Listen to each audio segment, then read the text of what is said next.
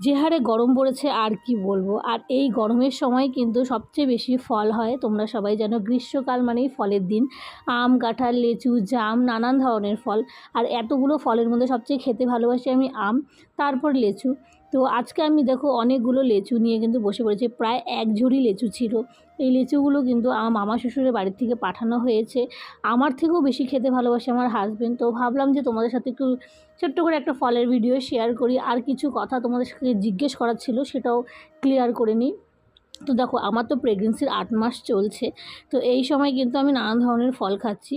তো কোন কোন ফল খাওয়া ভালো, কোন কোন ফল খাওয়া ভালো না, অনেকেই আমাকে কমেন্টে অনেক কিছু বলো, তো শুনে খুব ভালো লাগে। তো লিচু খাওয়াটা আদৌ কি মানে ভালো না খারাপ সেটা আমাকে যদি জানো একটু অবশ্যই কমেন্টে জানিও। তো আমি যতটুকু শুনেছি অতিরিক্ত নাকি লিচু খাওয়া ভালো না। তো তোমরা যদি জেনে থাকো তাহলে অবশ্যই আমাকে জানিও, কারণ তাহলে প্রেগনেন্সির এই সময়টা কিন্তু আমার অনেকটা হেল্প হবে। আর যেহেতু আমি সব রকম ফল খাচ্ছি সেই কারণে। তো আজকের এই ভিডিওটা কেমন লাগলো অবশ্যই জানিও, ভালো লাগলে প্লিজ চ্যানেলটাকে সাবস্ক্রাইব করে দিও।